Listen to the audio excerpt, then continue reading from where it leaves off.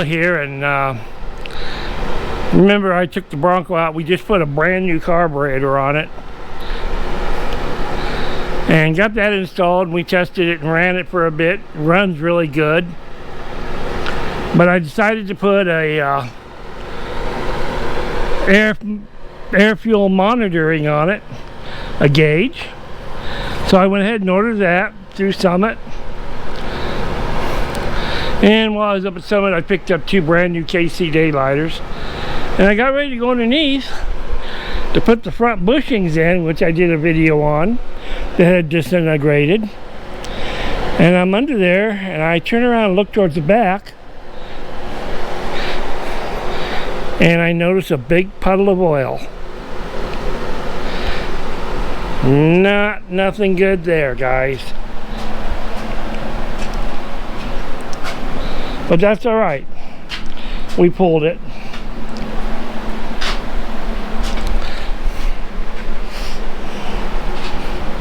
And here we got my rear end out. Now, this is a 9-inch Ford. It's got Curry 35 spline axles, Detroit Bocker, 456 gears, avoid kitty supervising. But I've had problems once before. I've had it twice.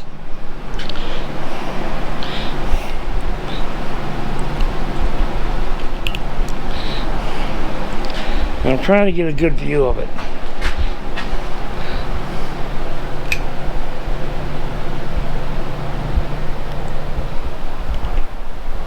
I don't know how well you can see that. Let me get a light.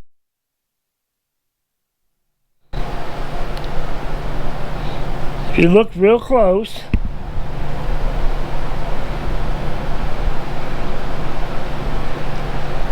you can see there's a little bit of a problem.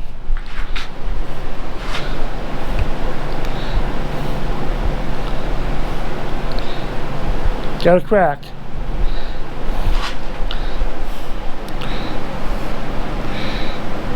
Got some bubble gum welds there. I had a little crack the other day, here a few weeks ago, a month ago, and I did a quickie on it with that. But this is like the second or third time I've had to weld this up.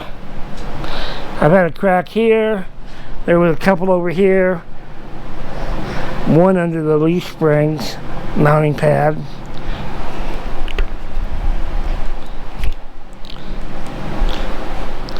So we've got to clean it really good. We got to find out how many other cracks I have, clean this and buff it all out, and then we're going to go ahead and weld it up. I've got a brace truss to go on the back, and I've got a over-the-top truss coming to brace it.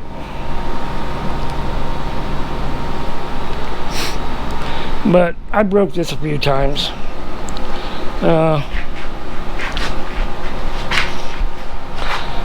Low range 4-wheel drive, rocky climb, 500 better than 500 horsepower. Yeah,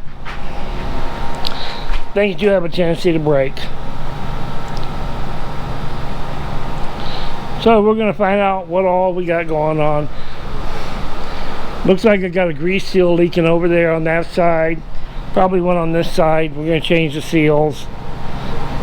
We're going to end up pulling it all apart and going through it. So we're going to be down for a few weeks.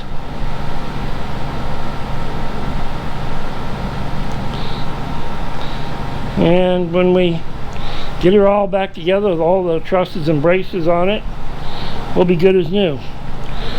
Was going to go ahead and get a new stripped down housing but right now $1,700 that exceeds my budget. So we'll weld it up again until it breaks again.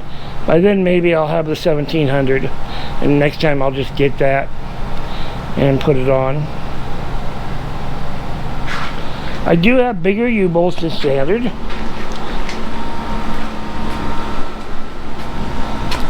These are much larger than the standard U-bolts.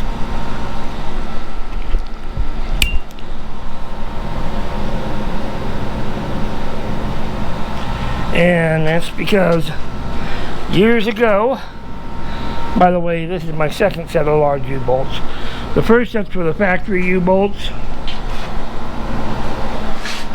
And up in the rocks in the 70s, back behind Calico, I got on it hard with the original first motor. And it was putting out a lot of horsepower. And I ripped one U-bolt right in half. It ripped and then released the axle loose and ended up with it under the back fender here on the one side. So we had to do a lot of repair work because, you know, 70s, nobody to come get you. So we did that and got out and got home, went to the heavier U-bolts. But it's a lot of fun.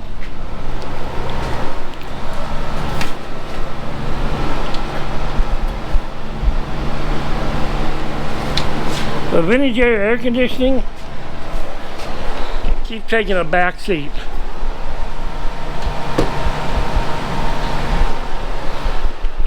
.650 Brawler, Holly Brawler, 650. It runs like a striped you know what for the older folks.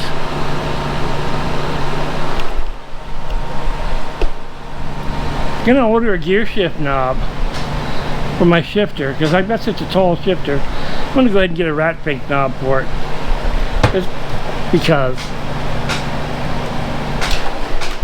Okay, we're gonna get this fixed. Probably be sometime next month before we get her back on the road, or towards the end of the month. I want to thank everybody for watching, and like and subscribe. Thank you very much. Have a good evening.